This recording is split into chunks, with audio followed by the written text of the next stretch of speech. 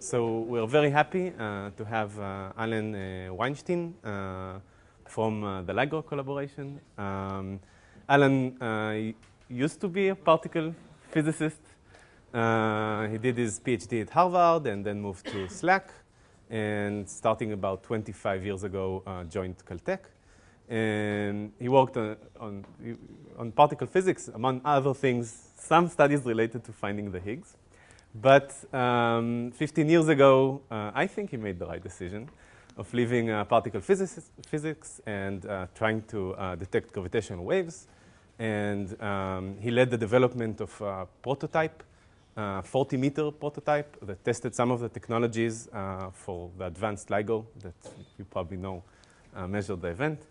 And more recently is leading one of the big groups that is trying to actually look for the signals in the data. So the group in Caltech is led by Alan, and I'm pretty sure you have a good guess what he's going to talk about. So thank you, Alan. Thanks for having me. It's a pleasure to be here. I've been having a fantastic time so far. My first time in Israel. I'm really glad to be here. So I'm going to tell you about gravitational waves, and in particular about our discoveries that we made recently, and hopefully give you a sense of what we have learned from that event. I'm going to take a little bit of time to tell you a bit about our detectors and a little bit about what gravitational waves are, a little bit of background as to how we fit into the larger gravitational wave picture. This is not my typical pre-discovery colloquium where I spend a lot of time on what gravitational waves are. I'm sort of guessing you all have a vague notion of what they are. The stretching and squeezing of space-time caused by perturbations, waves traveling at the speed of light through space-time, stretching and squeezing space-time. That's what gravitational waves are. I'm done with that. Okay? I'll also remind you, in case you don't know, that gravitational waves are a firm prediction of Einstein's general theory of relativity. For many years, actually, it was not. There were many years of debate over whether gravitational waves even existed in the theory or were just some mathematical fiction due to a poor choice of the gauge or something like that, some gauge freedom. For many years, it was debated whether gravitational waves carried energy and angular momentum from one place to another and could deposit it somewhere else, the way waves usually do. That debate ended in the 60s through a series of thought experiments and careful calculations and a better understanding of how to really solve Einstein's equations and settle the gauge so that you can get unambiguous results. And so by the 60s, the theory of gravitational waves was well established. No one working in theoretical relativity had any doubt about it.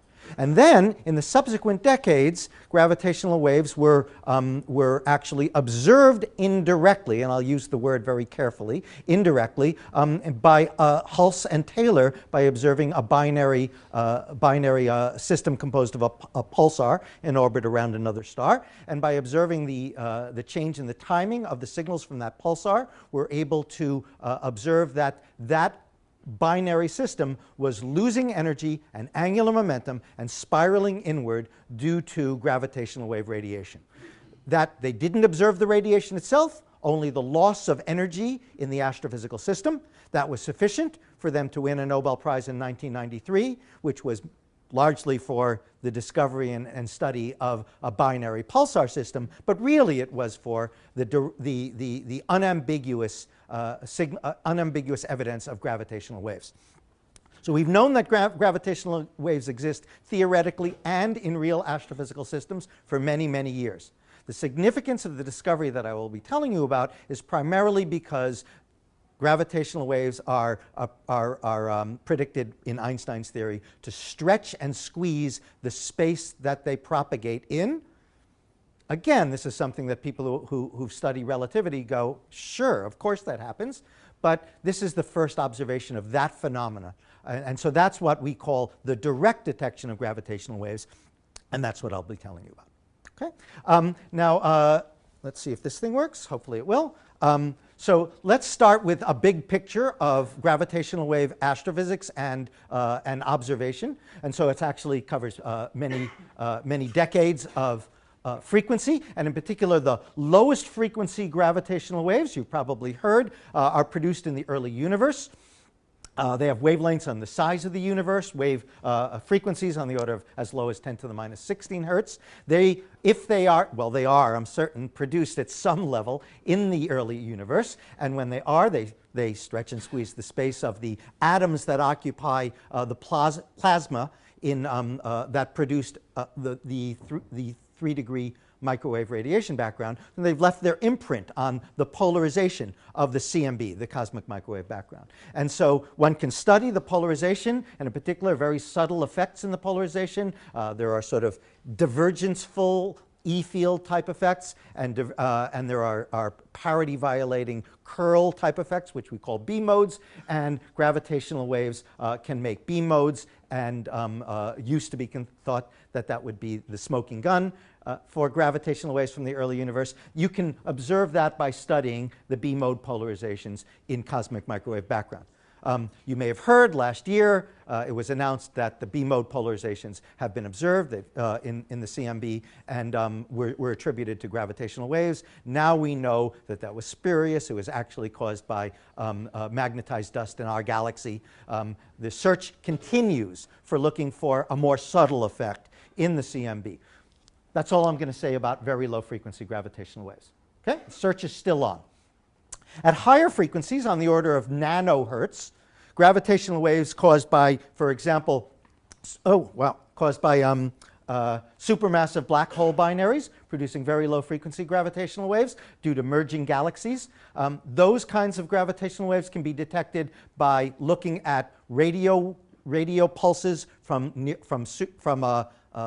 pulsars in our galaxy. And if you have an array of pulsars in our galaxy observed by radio telescopes, then by observing the timing and the shifts in timing, the coherent shifts in timing due to gravitational waves passing through the Earth and stretching and squeezing the time of arrival of those radio pulses, then you can infer the existence of gravitational waves from such type sources. Okay? That work is also very much in progress. There are many radio telescopes doing surveys, measuring precisely as they can the timing of radio pulses, and that work is also in progress. You may have heard that the most sensitive results after 25 years of observation do not yet show evidence of gravitational waves, but again, that search is ongoing. And as you might learn from anything that you do that's discovery physics, it often takes a very long time,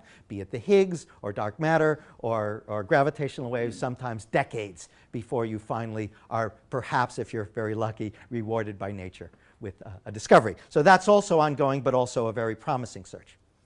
At higher frequencies, on the order of millihertz, you can look for gravitational waves with space-based laser interferometer antennas, such as LISA, I call it LIGO in space, the laser interferometer space antenna, an idea that has been put forward by both in the United States and in Europe. NASA pulled out of it a few years ago for lack of funds, and now it's a European project. The Pathfinder of LISA, LISA Pathfinder, was launched by ESA, European Space Agency, a bunch of months ago, and has reached its station in orbit around L1, Lagrange point 1 between the Earth and the Sun, and has these little platinum cubes that are designed to be free-floating under the influence of no forces except gravity. There's 2 of them, and they've both been released and are now sitting there. The science of measuring these drag-free little platinum cubes is beginning even as we speak. So that's a very exciting time for space-based gravitational wave detection. But I will be concentrating on ground-based gravitational wave detection with the LIGO detectors, Laser Interferometer Gravitational Wave Observatory, LIGO.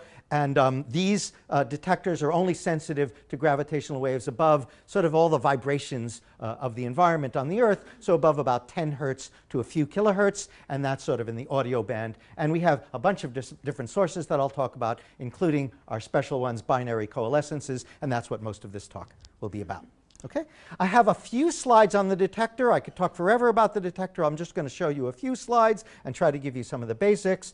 The The basics is that the LIGO detectors are Michelson interferometers with a laser and a beam splitter and two arms at 90 degrees with respect to each other. They are not dipole antennas. They are quadrupole antennas because gravitational waves are predicted to be a classical tensor force or spin 2 in quantum language. They're quadrupoles, have quadrupole patterns, as I will describe a bit more in a minute. So the laser impinges upon the beam splitter. The light goes into optical cavities, which are bottles, optical bottles, Fabry-Perot cavities, which store laser light as much as 100 kilowatts now, and we're aiming for about 1/2 megawatt of laser power in the next few years. That's quite a lot, actually. 1/2 megawatt of laser power between two mirrors separated by 4 kilometers produces a laser beam that has so much energy in it, is so stiff that it's as stiff essentially as a diamond bar. Okay? That's a lot of laser power in each arm. And then when they recombine at the beam splitter, they interfere constructively back to the laser, and we can sense that laser light back and turn the whole thing into a gigantic optical bottle. When a gravitational wave goes into the board, polarized, say, this way, like my 2 fingers here, it'll stretch the space along one arm, squeeze the space along the other arm. The interference will not be destructive out what we call the dark port. A little bit of light will come out the dark port. We even have a mirror there to tailor the frequency response of the detector. And then a little bit light goes into the photodetector. And that's our signal. And that can come from gravitational waves, but it can also come from any kind of noise. The motion of the mirrors due to the environment, or the motion of the mirrors due to the fact that they are 300 degrees above absolute zero, so they have thermal noise, will produce displacements that are sensed and fake gravitational waves. And in addition, the laser itself is not a perfect measuring device, a sensing device. The laser itself has noise in it. It's quantum noise. And in fact, we are limited entirely by quantum noise at high frequencies. And even at low frequencies, in our ultimate goal is to be entirely limited by quantum noise at all frequencies. What we do to measure our noise and to quantify its effect on our ability to detect signals is we make a spectrum that looks like this. This is the noise equivalent strain. Gravitational waves produce a strain, a stretching and squeezing of space. And this is the noise equivalent strain. It's not strain due to gravitational waves. It's the noise that prevents us from detecting gravitational waves as a function of frequency. And again, this is the audio band from 20 hertz to 1,000 hertz. And this is strain sensitivity at levels of 10 to the minus 21, 10 to the minus 22, 10 to the minus 23. These are very small numbers. It means that if you and I are separated by, let's say, a meter, because that's 1, it's easy to do that, then this level is 10 to the minus 23 meters of change in the distance between us. And we look for changes at finite frequencies. We have no sensitivity at DC. Okay, so what you see here is a dip, and this is our sweet spot, our bucket in which our noise is lowest. At low frequencies, the noise is dominated by the motion of the mirrors. At intermediate frequencies, by the thermal noise in the mirrors, and at high frequencies, it's shot noise due to the laser. You see a forest of lines. Some of those lines are deliberate and unavoidable, such as these are calibration lines. This happens to be at, it should be at 60 hertz, which is the power lines in the United States, and 60 hertz and 120 hertz and 180 hertz and 240 hertz, all the way up. These lines over here at 500 hertz and above are well, you'll see they're the vibrational modes of the fused silica fibers that hold up the mirrors, the test masses. So our mirrors in our laser interferometer, we call them test masses. They're designed to be in the gravitation sense of gravity. That is to say, a test mass is under the influence of nothing except for gravity, and so its motion is entirely governed by gravity. We can filter out every other kind of disturbance, at least above a certain frequency, and then only gravity, well, we can't filter out gravity. And so only gravity remains, and that's why we call them test masses. Obviously, they're not test masses at DC. They're only above a certain frequency. Here's a little bit more about the detector. The detectors are large. Okay, this is the one in Livingston, Louisiana. I forgot to mention that we have two. One in Livingston, Louisiana in the southeastern United States, 4-kilometer long arms and making an L, and one in eastern Washington State in the Pacific Northwest. And there's 3,000 kilometers or 10 milliseconds of light travel time or gravitational wave travel time between them for a source that hits one first and then the other. Here's the one in Livingston, and it's in forested land, and these are the beam tubes. Vacuum beam tubes are in here. The vacuum beam tubes, which are 4 kilometers long, have a high vacuum, about a trillionth of an atmosphere, and if they didn't, they'd be scattering the light and phase shifting the light in a totally unacceptable way. The mirrors themselves are isolated from ground motion. They're inside of a vacuum, so they're isolated from acoustic and other kinds of, and also RF and other electromagnetic interferences, but they are isolated from ground motion by hanging on pendula. And pendula are wonderful seismic isolation systems. They're essentially mechanical low-pass filters. And to really have them work well, we hang our test mass, our mirror, on a pendulum, and hang that on a pendulum, and hang that on a pendulum, and hang that on a... So it's a quadruple, 4 stages of pendulum isolation. And that's what gives us our isolation at very low frequencies. And this whole thing is supported by there's an optical table inside of an optical table hanging from springs with sensors and actuators to feed back, sense the motion of the inner table on the outer table, and correct for it with voice coil actuators. And that's inside of another stage of those things. And the whole thing is inside of a vacuum, and that gets supported by an external pre-isolation system before it ever hits the ground. And the ground is in some middle of nowhere place where it doesn't shake as much as it would in Los Angeles, for example, or Tel Aviv. So we try to isolate our mirrors as much as possible to minimize any external stuff. Okay, so that's really all I wanted to say about the detectors. I might say a little bit more a little bit later, only to say that these detectors have been in operation for a long time. They've been upgraded only recently. So starting at around 2000, we built these sites and built the first generation, which we call initial LIGO, of these detectors. That was 15 years ago already, so these sites are getting old.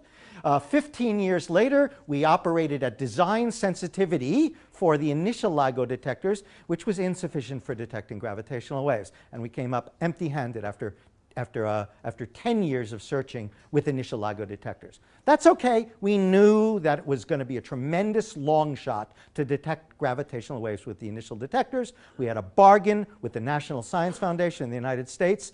If we can operate at design sensitivity and prove that we could achieve all of our technological milestones, then please give us another $200 million. We'll build the advanced LIGO detectors, and then with some degree of promise, we'll detect gravitational waves. It's actually played out exactly according to plan. So they gave us enough money in around 2009 or so to shut down our detectors. We had a dark period, ripped out everything inside of our vacuum chambers, built the advanced LIGO detectors. It took 4 or 5 years. In fact, it took a year or so just to get the detectors to operate well enough that we can even sit and detect and collect data. We started data collection around August of the past year, 2015. We had plans to start our first official observing run on September 18th, but already a week or two before then, everything was operating really smoothly, and the detectors were very quiet, and we just sat there and left them for about a week before we start our official run. And boy, are we glad that we did that.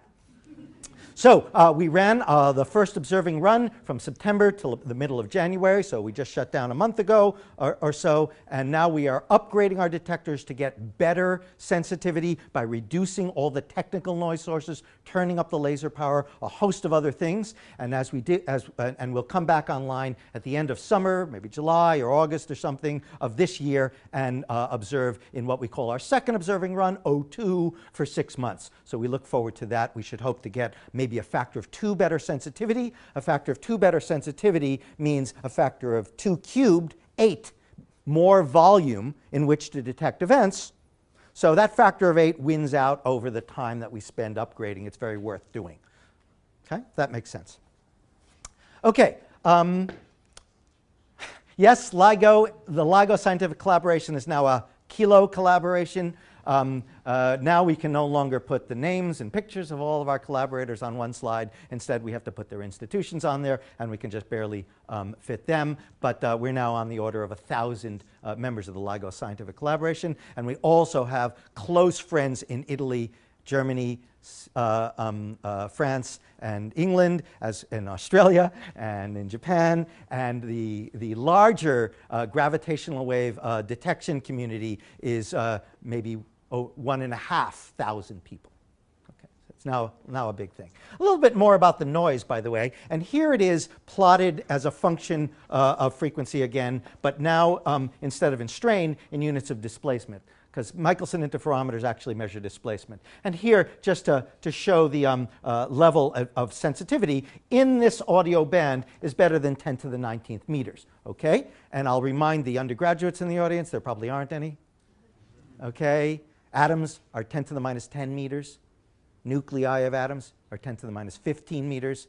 So this is 4 orders of magnitude smaller than that, okay? So that's a hard thing to do. But, you know, that's what it's all about.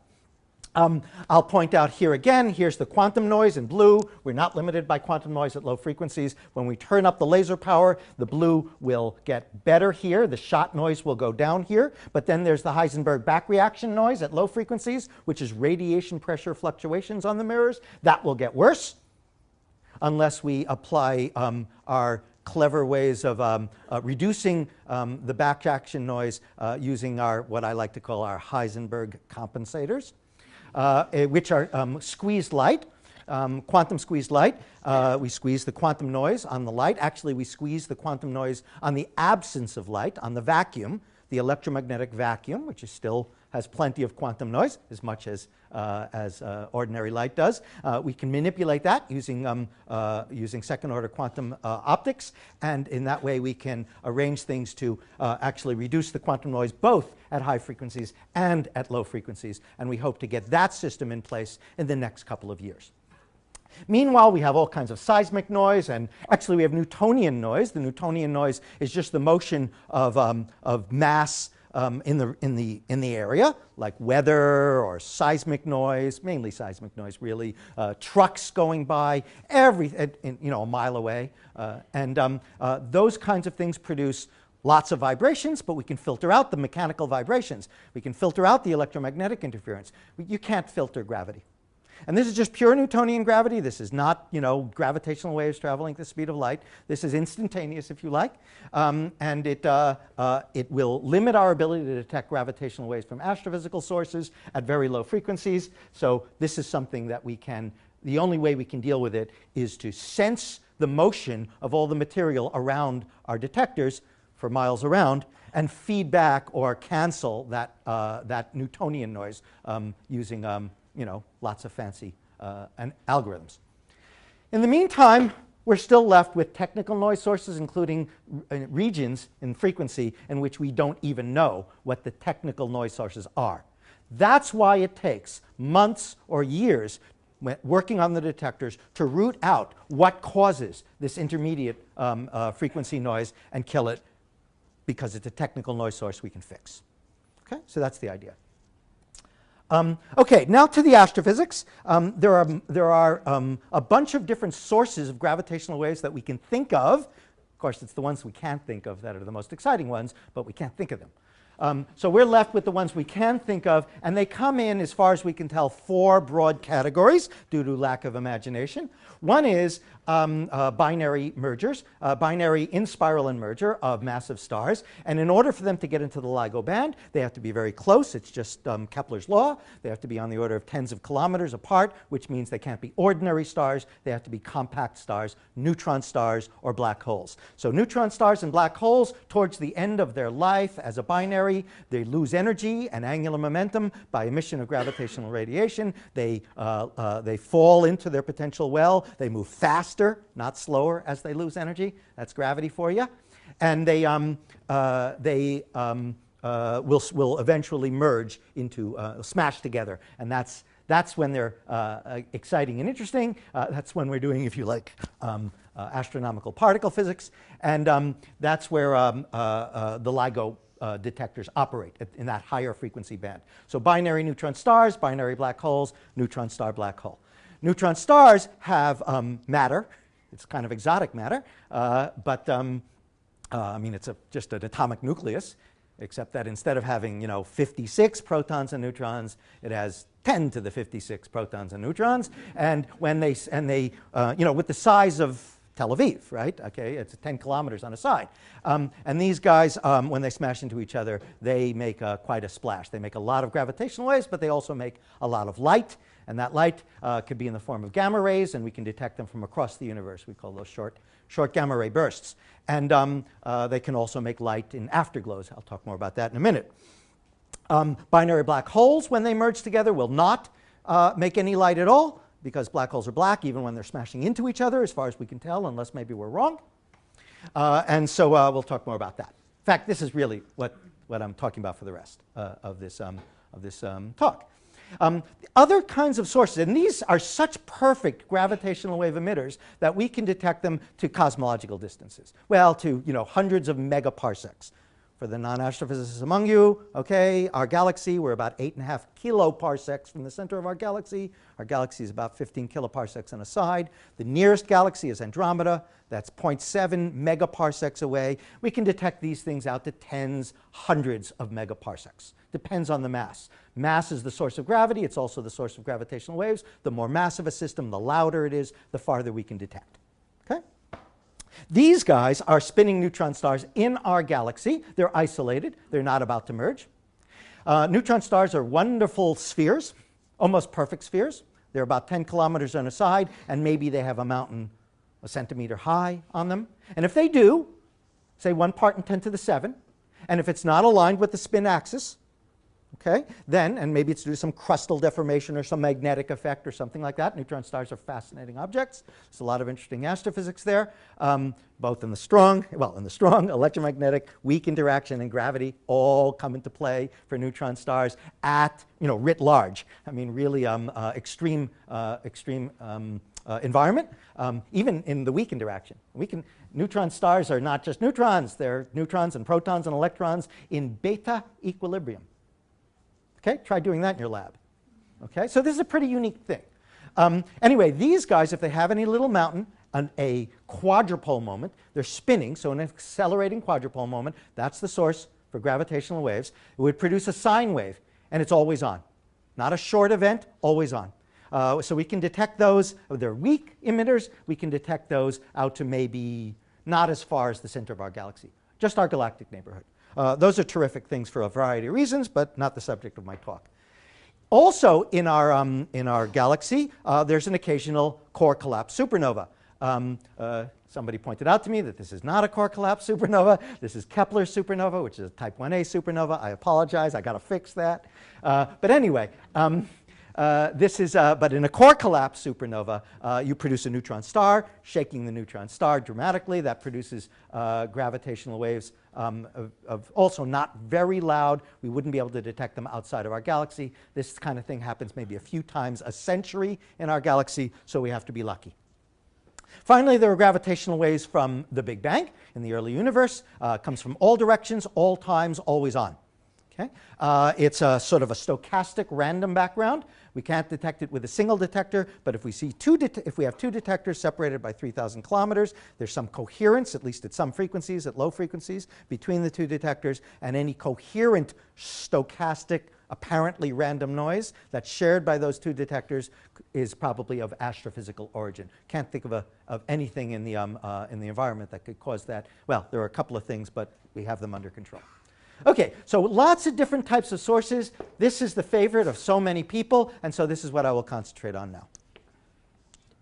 Okay. So binary neutron stars, binary black holes. Well, a binary neutron star, when it comes together, when it loses energy and angular momentum by emission of gravitational waves, it will spiral inward. As it does, the gravitational wave signal, which is a sine wave at early on, at twice the orbital frequency. Okay. Homework, think of why it would be twice the orbital frequency. It is. Okay. And then as they spiral inward, the wave increases in frequency and amplitude.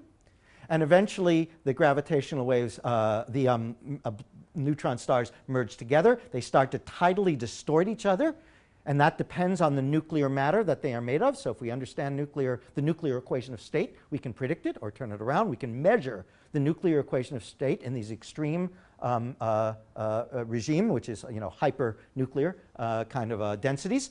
And we can measure the tidal disruption and in that way infer the nuclear equation of state at these densities. And this is just nuclear physics. This isn't even astrophysics anymore.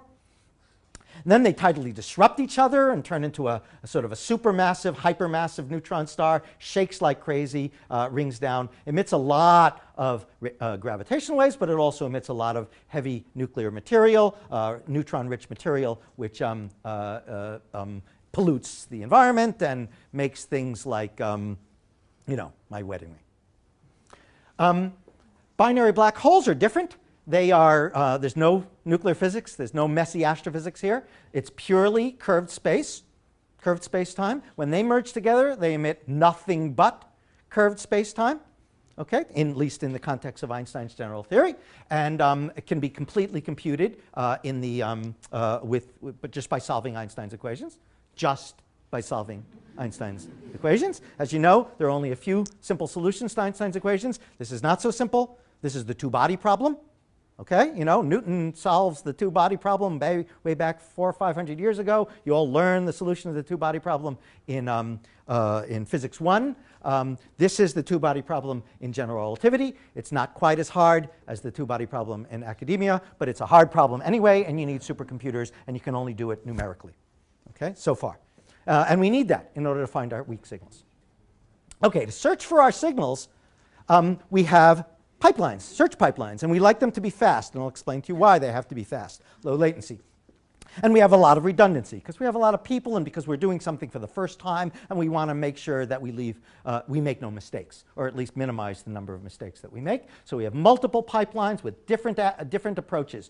One approach is to use templates computed from Einstein's theory in either the post-Newtonian regime, long before they merge, or higher as they merge and produce and move close to the speed of light. The post-Newtonian theory breaks down completely, and you need this numerical relativity type solutions. From those, we generate these templates, and thousands of them, or hundreds of thousands of them, and filter the data through hundreds of thousands of templates continuously in real time, and look for a peak in the output of a filter. Okay, we have two different template-based searches. But if our templates might be wrong, after all, what we want to do is test whether they're right. We have searches that are slightly less sensitive, that are just based on any kind of excess power or energy in short duration, unmodeled. That means we don't have templates, bursts of gravitational wave power in the time frequency plane. Okay? And in all of these types of searches, we rely on coincidence in time and in morphology, in shape of the signal, in two detectors, separated by 3,000 kilometers, and the time coincidence has to be within that 10 milliseconds of light travel time. All of these searches detected the event, the loud event that I'm going to tell you about, gravitational wave event 150914, so 2015, September 14th, with high significance above detector noise. May I ask a question?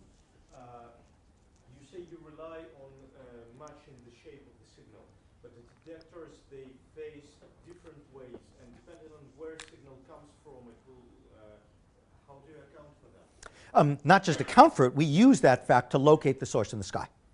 So our detector pipelines, our low latency pipelines, don't need to know the location in the sky, but we do it quickly so that we can tell telescopes where to point. So we use the extra information from the quadruple antenna patterns of our two detectors to locate the source in the sky, and furthermore to distinguish the polarizations of the gravitational waves. There's two different polarizations, and we need to know that. I'll talk more about that later.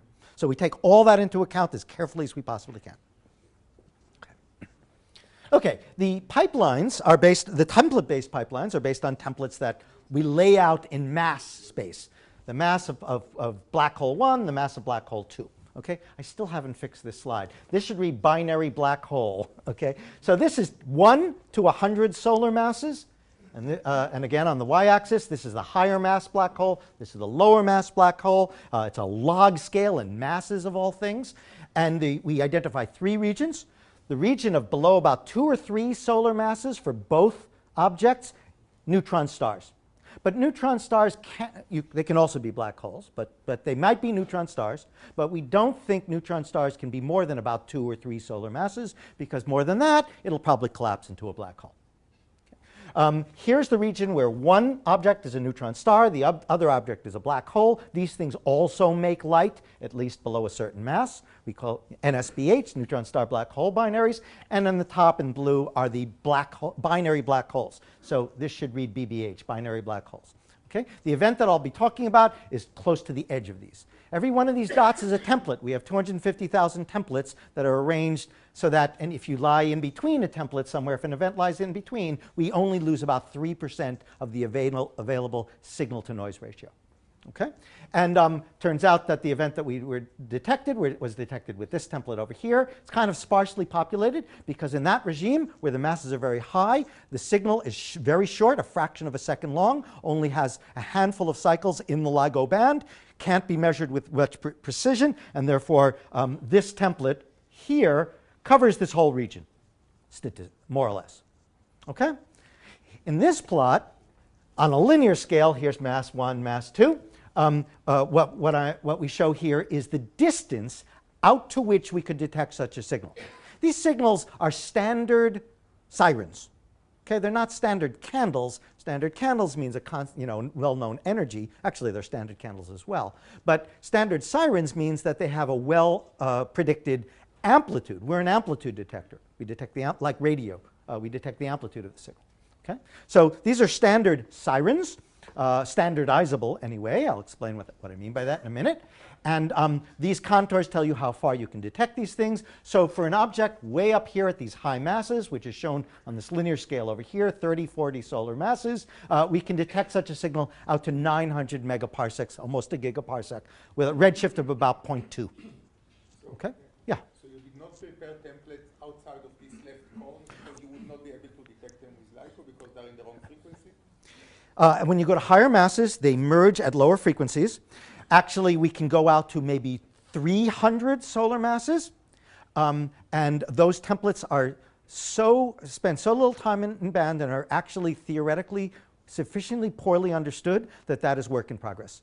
And we don't do it at low latency. But we'll go up to, and you will have a paper in the next 3 months, that goes up to 300 or 400 solar masses. After that, no, it merges outside of our band. The results of these searches are distributions that look like this. I'll just look at this one for the time being. Here is the detection statistic, the loudness of the event, the signal-to-noise ratio, essentially. His signal-to-noise ratio of 8, 24, something like that. Here's the number of events on a log scale predicted. And this is noise. This is all noise. And we know that we can actually go down to even lower, and it just falls exponentially. And then there's signal, which we look for around one event or so, okay, that could have a long tail to large SNR if they're very close. We got very lucky with this guy, didn't we? Very lucky. How lucky? Well, let's see. We could say that we are noise-trigger dominated. In other words, unable to detect a signal unless the signal-to-noise ratio is above about 9.5.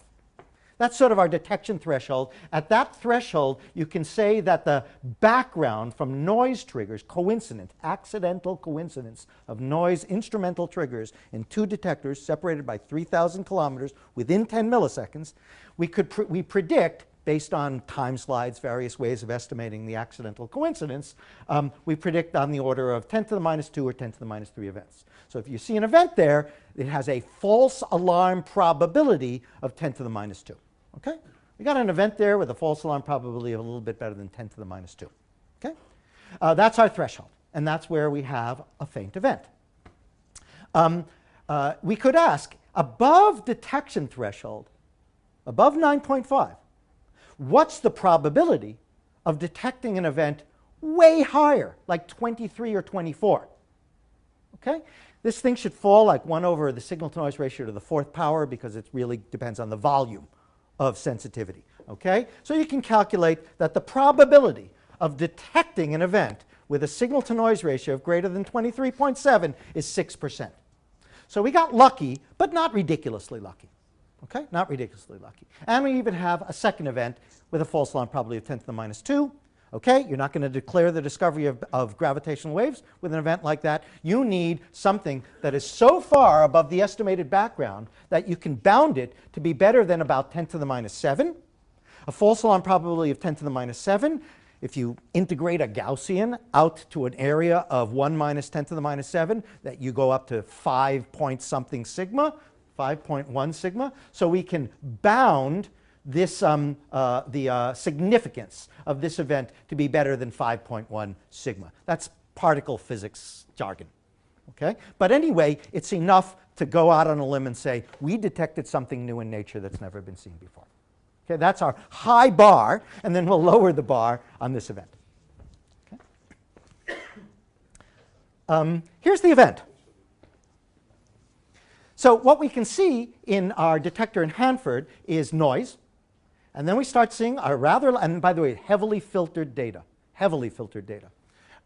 Band passed and so on, whitened and band passed and all that. We start seeing an oscillation. It gets higher in frequency and higher in amplitude, and then it dies away into the noise. Okay. In Livingston in blue, we see, oh my gosh, the same thing happening 7 milliseconds earlier. Furthermore, we can take this thing, shift it by 7 milliseconds. We also have to flip it because the detectors are like this, not like this, or not like whatever. They're not co-aligned. They're a little bit off. We shift it, we flip it, and superimpose the red on the blue, and they lie on top of each other. We have the same signal above the noise in both detectors within 7 milliseconds. And it's a bunch of cycles. 1, 2, 3, you can count, whatever, on the order of 10 cycles. The left side is noise? This is noise, this is noise. So And, and underneath there's noise. the noise is also the same on both detectors? No. No. No. Not at all. The noise is totally uncorrelated between the detectors. Right? You don't see any, well, okay, over there you might see, and over there you might see. Well, your eyeball can play tricks. I promise you the noise is completely, oh, there is some signal here, by the way. Weak signal. I mean, remember, these signals are last for millions of years, billions of years. Okay? They only get into the LIGO band at a certain point. Then we start seeing it above the noise. Okay. The fact that we seem to see a frequency which is similar to the signal in the noise is a result of your filtering that is tuned to this kind of... I am hoping that our filtering is not creating a signal out of the noise. That would be very, very, very bad. Okay? We don't do that. Okay? We try very hard not to do that. But this filtering was done after the fact, after we found the event, to enhance the visual impact to impress you guys. It is absolutely not used anywhere in our data analysis. Anywhere. Okay? Match filtering, and then we do a zillion checks to make sure that the residuals are consistent with typical noise in the detectors and uncorrelated. Okay? Residuals, what do I mean by that? Well, here's 2 signals and 2 detectors, and here is a bunch of things. One is that we take this jittery thing, which has lots of high frequency noise, and we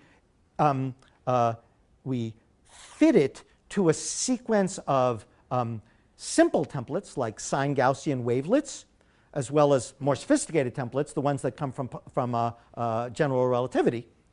And this plot shows 3 things. From these data, the reconstructed signal using wavelets, it's hard to see on the screen, I guess, but there's some yellowish thing underneath the red, which is from reconstructed wavelets. And there's even a brownish thing that you can't see underneath, well, you can, I guess, in some places. That's the reconstructed template-based thing, the general relativistic calculation. And in red is numerical relativity, a waveform from a dedicated run, which takes weeks, by the way, to generate one single waveform from tuned to the event that we saw, just to see how well it matches. Okay? And so we can take that, subtract it from this, and get residuals that are basically noise, that are noise. Such a template, this is the whitened and bandpass version of it. This is what the template looks like unwhitened and unbandpassed. Goes on forever in this direction. This is 2/10 of an event, of a second, 2/10 of a second. This phase is the in-spiral phase. This is where they start to, the in-spiral is, getting higher and higher in frequency. And over here is where we, according to the numerical relativity simulations, is the merger. And then over here is the ring down. It's very hard to see the ring down here, but the match filter can detect it. Not with an SNR of 20, but with an SNR of 2 or 3, something like that. Over here shows what the velocity of the black holes orbiting each other are in green, okay? And near merger, when there are no longer are 2 black holes, there's just one, it merges into one, so there's no motion except the whole thing is in motion. This is about a half of the speed of light. Okay? So these black holes are at about a half the speed of light before they merge together. Okay? 2 objects, 30 times the mass of the sun, with the size of Israel, merging into one another within a fraction of a second, moving close to the speed, moving at half the speed of light. This is a pretty violent event. And when they merge together, it's no longer 2 objects, it's 1. Okay? And it's a highly perturbed black hole. Okay? You know, ordinary isolated black holes have no hair. But when they're highly perturbed, oh, they got lots of hair, and they got to get rid of it by emission of gravitational waves. So that's what we think we've seen. Again, it's in the audio band, so you can hear it. You can take the output of our detector, which has noise in it, and plug it in. I'll just warn you, when you do that, if the sound works, what you should hear is noise, a lot of noise, and then you'll hear a low frequency, very short thing above the noise, which is like it'll sound like a thud. It's highly damped. Okay, won't sound like much. It's not going to impress you. Okay, so in order to impress you, we take the thing and we turn it up in frequency. We just increase the frequency. I like to think of it as like, you know, NASA taking its pictures, which are in black and white, of course, or, you know, infrared, and enhancing them by putting false color on them. So this is our false audio. We just ramp up the frequency, okay? So first I'll play it at low frequencies, and let's see if we can hear anything, and then at high frequencies. So listen in. I hope you can hear something. If I play it, can I play it?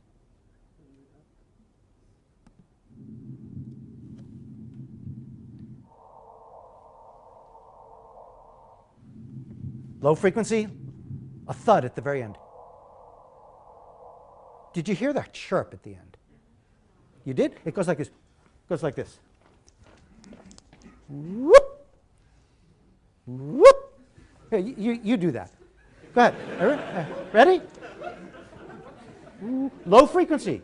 Whoop! Hey, let's start. Okay, everybody. Now at the very end, you hear that little dip at the end, okay? That's probably your voice cracking, or at least my voice cracking. Actually, that's a black hole cracking, okay? It's a little different thing, okay? But that's what we listen for. Okay, sorry, the audio never works great on this for one reason or another. I don't really understand why. Okay, in the frequency domain, you're going from low frequencies to high frequencies. You have to be above the noise. This is the in-spiral phase. Something happens here, some kind of a merger.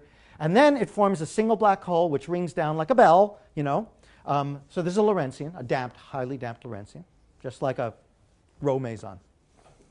Okay, and by the way, you can do this yourself, and you can make these things yourself, because we have the LIGO Open Science Center. You can download the data, and you can download software. If you like Python, it's in Python. If you like IPython notebooks, there's a whole IPython notebook. You can do all this signal processing and make all the audio files you can listen to yourself. Okay? Another question people always ask is, well, you got this loud event. Surely you must have weaker events. Yeah, as I showed you, we have a little weaker event, and there may even be more. After all, you know, is anyone going to believe us based on one event? Okay, well, you know, we observed this event in September, but we only told people about it in February. We weren't just sitting on our hands during that time. We checked absolutely everything. I'll get a chance to tell you a little bit more about that. Everything that we can think of, okay? If this isn't a real astrophysical event, I'm going to go and sit on my hands again for the rest of my life, okay? I'm pretty sure this is real, but you won't be convinced unless there's more of them. There will be more of them. But in the meantime, you could ask, well, if you have this really loud event in your advanced detectors, you ran for 10 years, well, maybe really only 2 years integrated over those 10 years, at your sensitivity of your older detectors, wouldn't you have seen something there? No, we would not have. The event had a signal-to-noise ratio of 24 in our advanced detectors. It would have had a signal-to-noise ratio. That's what these plots try to show. This is our advanced detectors as they operated during our recent run in the last 6 months. Okay, down to strain sensitivities of 10 to the minus 23. This was the detector that we operated at design sensitivity in 2007 through 2010 for a total of maybe 2 years of observing time. So a factor of 3 better at high frequencies and infinitely better at low frequencies. Okay? And this is where we're headed for with our design. We want to get to here. Another factor of 3 or 4 at high frequencies and also at low frequencies. That's the challenge we have in front of us for the next 2 years. Okay? And then maybe with an upgrade we can do even better. With these detectors, this signal would have a signal-to-noise ratio of 7. Okay? Below threshold. Sensitive detectors really can make all the difference in the world between not seeing something and seeing something. We would not have detected this screamingly loud event with our initial detectors. The event can be seen in context by some clever sleights of hand, like plotting the signal-to-noise ratio on a log scale and putting in error bars in the x-axis to show uncertainties in the signal-to-noise ratio that we measure that would come from different instantiations of the noise. Okay? So at different instantiations of the noise, we could have got for the same signal, we could have gotten a signal-to-noise ratio of 18 or 30. That's how much it could vary. Okay?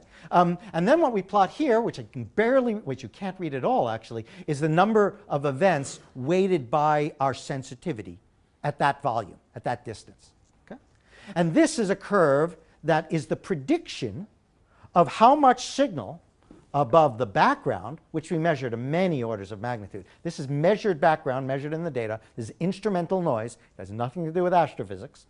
Well, it might, actually. There's astrophysics signals there as well. But it's totally overwhelmed as a logarithmic scale by our instrumental noise triggers. Okay? And really, we can't detect anything below 9 or 9.5. Okay?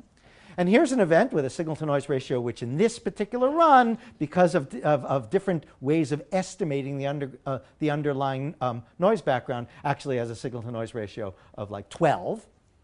Okay? This one we don't grace with the moniker GW. We don't call it a gravitational wave signal. We call it a LIGO-Virgo candidate trigger. We're literally inventing this nomenclature.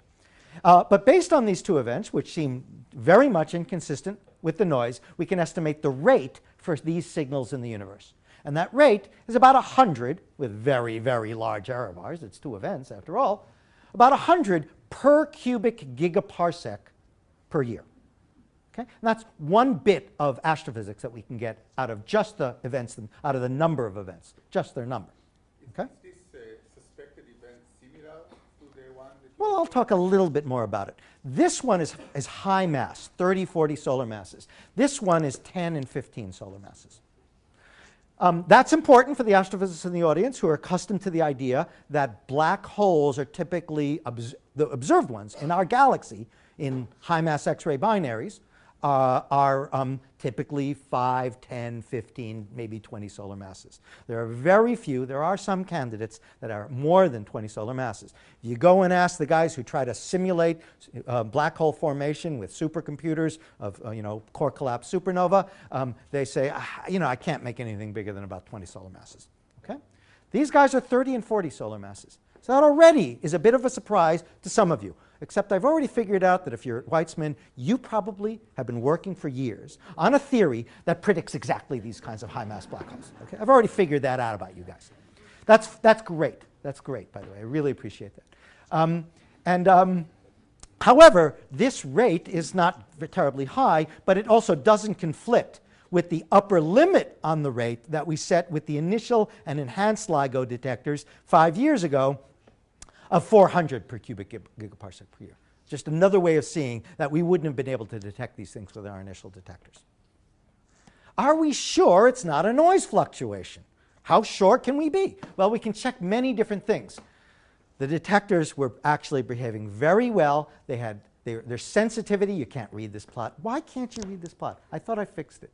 Okay, I fixed it. It looks great on my screen, on my laptop. Anyway, what it says is over 6 weeks of running, this is time in weeks. You know, here is our first event. Here's our second event.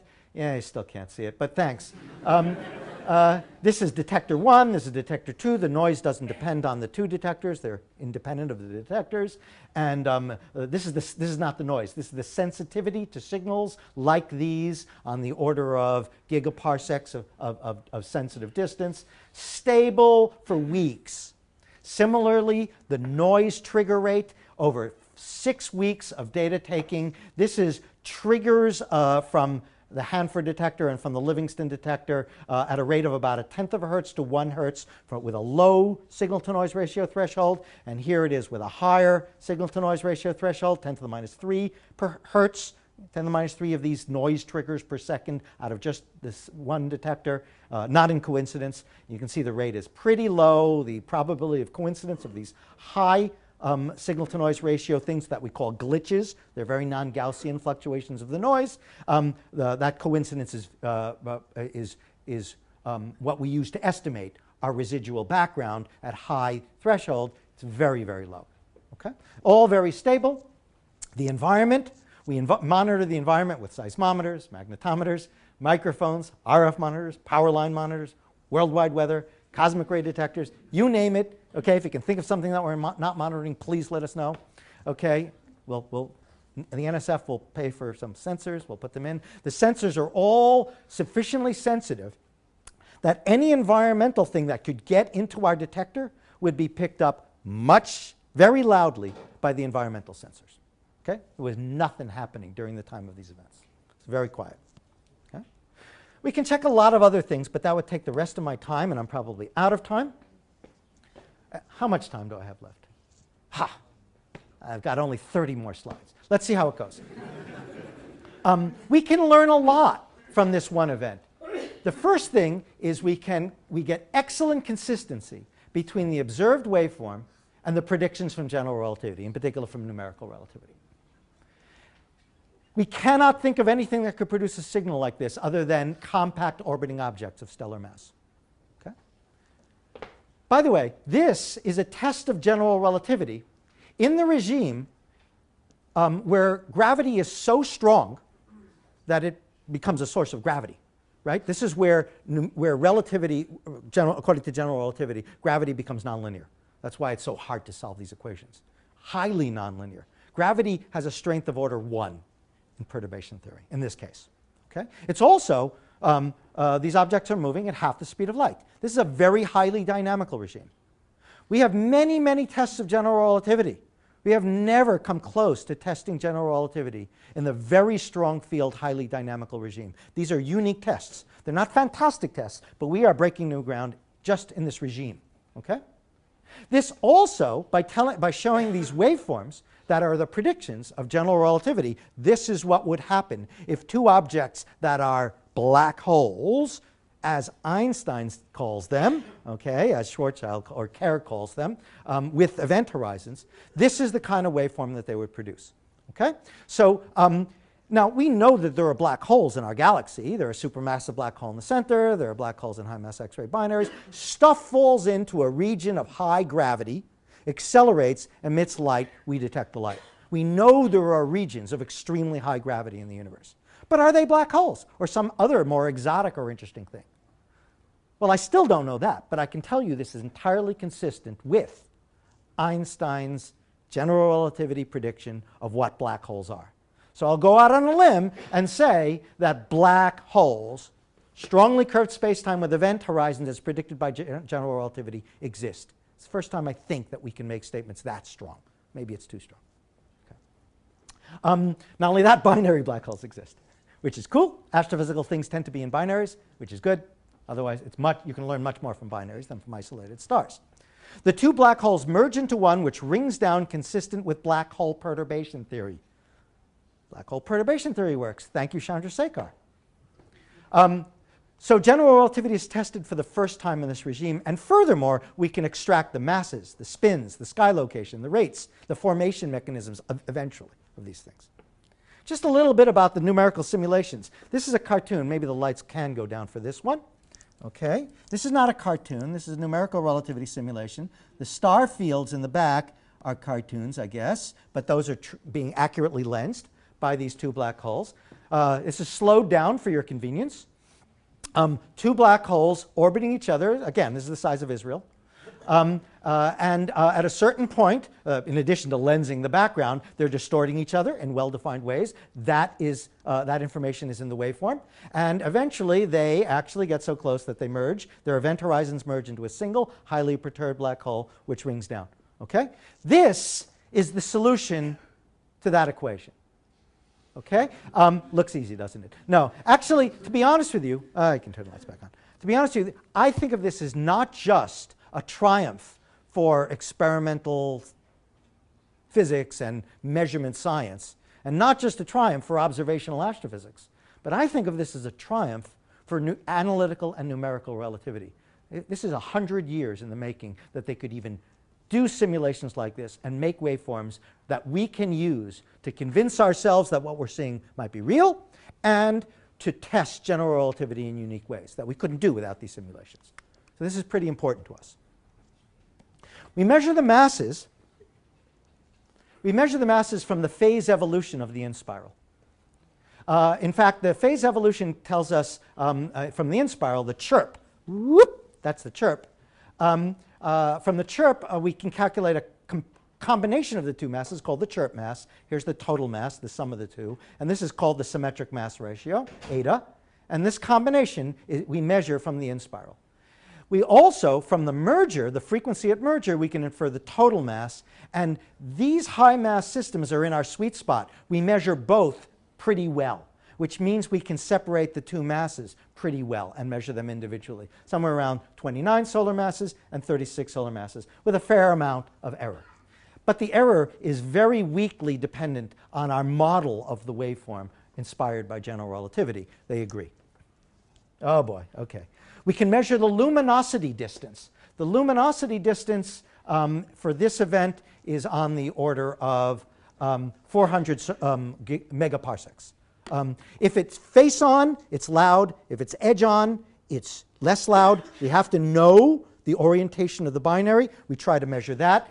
Looks here, 0 degrees, 90 degrees, 180 degrees. It's roughly face on, so roughly loud. Not surprising because it was loud in our detector. Okay? So, and it's indeed at a redshift of about 0.1. From the ring down, we can measure the final mass of the final black hole. Actually, from the in-spiral we could do it, the mass and spin. And this is the Kerr spin parameter. This is maximal spin allowed by black holes. So it's a substantial amount of spin. We can measure it from the in-spiral. We can measure it from the merger and ring down. They agree. From the two, in-spiral, merger, and ring down, we can get a fairly good measurement. The two masses add up to 65 solar masses. The final mass of that final merged black hole is 62 solar masses. 3 solar masses have gone away. 3 solar masses have turned into gravitational waves by E equals mc squared. Okay? About 5% of the energy, of the total mass energy of the system, was converted to gravitational radiation. Okay? That's a pretty darn efficient conversion of mass to energy. It's about 10 to the 54 ergs of energy, which is quite a lot. If you're a quantum gravity aficionado, it's 10 to the 80 gravitons. Okay. At peak luminosity, the last tenth of a second, this thing was emitting 10 to the 54 ergs per second. For that tenth of a second, it outshined all the light and other electromagnetic energy from all the stars in all the galaxies in the universe by a factor of 50. Okay? So this is a very, very energetic event. It's probably, well, it's the most energetic event ever observed. Okay? It's remarkable because we've never noticed these things until now. Now we can detect them. We can locate the source in the sky, but I'm out of time, so I don't really have much time to. So now I'm going to go boom, boom, boom, boom, boom through a dozen slides. Okay? So I'm not going to tell you about sky localization other than the fact that once we detect these events, and they're poorly localized in the sky, we point telescopes all around the world to them and look for little splashes of light, either from the prompt optical emission or the optical afterglow. Really? You're going to? Okay. 3 detectors would certainly help a lot. 3 detectors would turn this gigantic arc in the sky, which is hundreds of square degrees, into a much smaller regime. Okay? So we need multiple detectors. You're absolutely right. I'm going to skip all this. I'm going to skip all. Oh, should I show that? No, I dare not show that. Okay, good. I won't show that. So here, for example, are our 2 detectors that were operating at the time. And the advanced Virgo detector will come online in about a year, we hope. It's outside of Pisa in Italy. The geo detectors are actually online, but they're not as sensitive. They didn't have any signal from this event. Our Japanese colleagues are building a detector in the Kamioka mine, the same place that Super K is, and 3-kilometer long arms deep underground. And they are going to come online in the next few years. And we built actually 3 detectors. We're going to put 1 in Livingston, and we're going to put 2 in Hanford. Instead, we put the second one in boxes. And we're going to ship it to LIGO, to India, and build a LIGO India. We proposed LIGO India 8 years ago, or 7 years ago. And within like months, India said, yeah, we'll do that. Okay, great. Okay.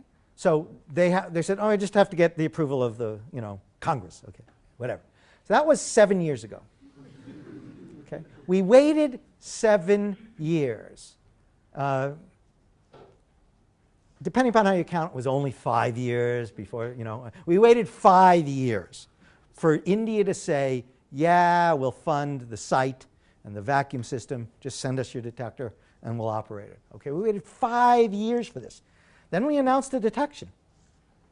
And then after announcing the detection, we got tweets, right, from Obama, from, all kinds of people. Oh, fine. We got a tweet from this guy. This is Narendra Modi, the Prime Minister of India. Okay?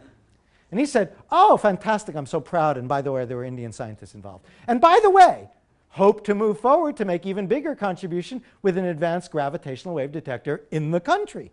I assume he was talking about India. Well, that's very exciting after 5 years of waiting. Okay? So I ran over to my Indian postdoc and I said, isn't this exciting? And he said, Alan, this is Narendra Modi. Don't believe anything he says, ever, ever. Okay, you guys. 3 days later, Cabinet grants in-principle approval for LIGO India mega science proposal. 3 days later, this is the real approval. It says in principle, it's the real approval. We're going to make a LIGO India in the next 5 or 6 years. Okay. I better skip all these other things. I want to mention one interesting thing. You notice that this waveform has, it's a chirp and it's well described by this model. It's carried by quantum, in the quantum language, gravitons, traveling at the speed of light. Well, traveling at the maximum speed allowed by space-time. Light does that too, by the way. Anyway, gravitons are massless in the theory. Okay? You can quantize gravity, by the way. It's easy to do in the weak field limit. You get gravitons. They travel at the speed of light. What if they have mass? Well, then Einstein would turn over in his grave. But maybe they have mass. We're experimental physicists. We want to measure the mass. Okay? If it has mass, then there'll be dispersion. And in particular, the higher frequencies, which come at the end, travel faster than the lower frequencies. They'll catch up. They'll distort. They might even invert the chirp. Okay? You're getting all kinds of interesting effects. And after all, these things are traveling for 400 megaparsecs. So we can look for the effects of this distortion due to dispersion, due to mass dispersion, in our waveform in its comparison to the numerical relativity calculation. We see no evidence for it. So we can limit the mass of the graviton to 10 to the minus 22 electron volts. This is the best model-independent mass. Okay? If you're a wild and crazy cosmologist, you'll come up with a better one, I'm sure. But this is the best model-independent mass limit on the mass of the graviton. So I'm out of time. I won't be able to talk about formation scenarios. These are very interesting to astrophysicists. None of you are astrophysicists, so I'm just going to skip all this. I'll just mention a little bit about the future. Okay? So we just finished in January of 2016 our first observing run.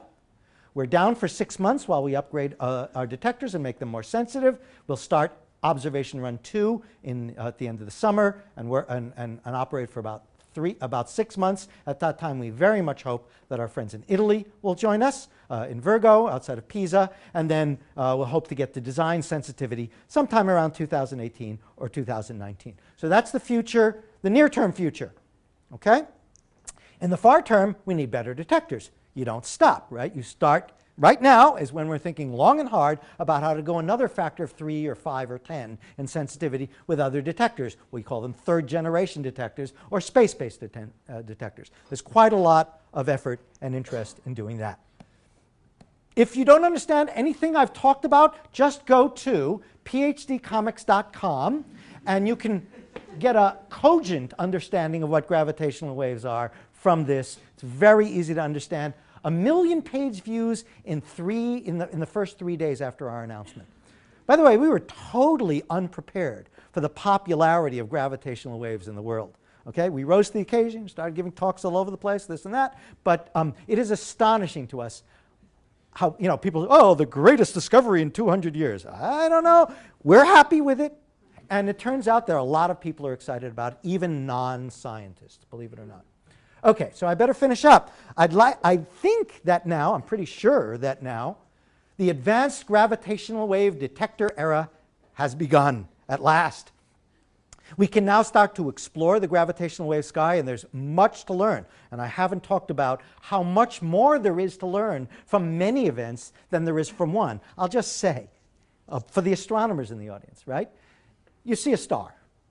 You can't really observe the star's life from formation, birth, evolution, history, all the way up to its final stages. You can't do that with a star. But you can look at billions of stars, and each of them is in a different stage in their life and a different mass. And then you can just solve the puzzle, piece together the formation, history, and evolution of stars by looking at populations. It's not easy, but that's what astrophysics is all about. Okay? That's what we want to do with massive black holes, stellar mass black holes, and beyond, and neutron stars from the early, learn a great deal about the evolution and history and formation of these objects from populations, not from individual events.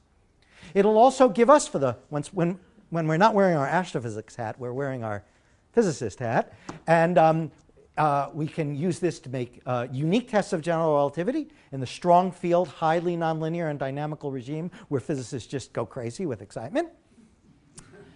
And make joint observations and discoveries with electromagnetic and neutrino telescopes and open up, we really think, a rich new brand of astrophysics.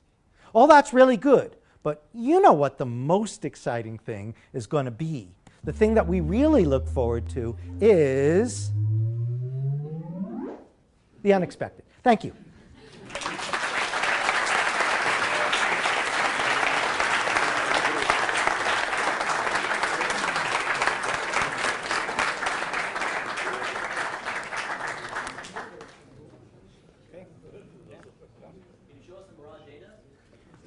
Can I download our raw data? Our raw data is already high-pass filtered. There's nothing there below about 20 hertz. Okay, it's really all just noise. In fact, so much of it, more than anything else, is just the tidal stretching of our detector sitting on the ground, which is orders of magnitude bigger than any signal we could hope to see. We have to correct for that very aggressively, just the tidal stretching. But the raw data, the closest thing that I showed you, the only thing I'm prepared to show you right now in this regard, is that highly filtered data. And that's for 0.2 of a second around the event. Do you really want, if you do, fine, a year, or right now 3 months, of raw data, which is, as far as we can tell, except for a few tenths of a second along it, nothing but noise. Even I'm bored with it. Okay, well, of course, I've been staring at it for 15 years. But it is pretty darn boring, and, but you can download an hour of it and do all kinds of fun signal processing. If you're not an expert in signal processing, you'll learn from our tutorials. I encourage you to do that. It's fun and rewarding, and you can pull out this signal visually. Like I said, that's not how we analyze the data. We analyze the data with match filtering, and we'll have a tutorial up very soon, which will have all that, and that pulls out signals that you can't see by eye, which are where we expected most of our signals to be. Maybe one last question? What's the sense of the signal strength now that you know that these are possible from just a single detector, being able to make a definitive detection without demanding a coincidence? When you are detecting something for the very, very first time, you have a high bar. This signal has a signal-to-noise ratio of 20 at Hanford. Okay, it's 13 in Livingston, and then we combine them in quadrature to get 24 for the total pair of detectors. Okay? With a signal-to-noise ratio of 20, we have loads and loads and loads of noise triggers. Tons. But this looks so darn good. This looks so good that we have various secondary, beyond the search, methods of enhancing our confidence. Some of them takes weeks of computer time. We've done it for this event. I believe that if we were to choose to only do things based on a single detector, this event would get us extremely excited. But would it get us a ticket to Stockholm for a Nobel Prize? Probably not. Okay? So that's the bar. But once these things become routine, we'll be able to take much more seriously what we're doing, but only if the signals are modelable and agree with the model, or are in coincidence with some flash of light, like a core collapse supernova in our galaxy. In that case, well, one detector is all we need. In fact, for spinning neutron stars where the signal is always on, all we have to do is take more data to confirm it. Okay? And so for that, a single detector detection will also work pretty well. Okay, so let's thank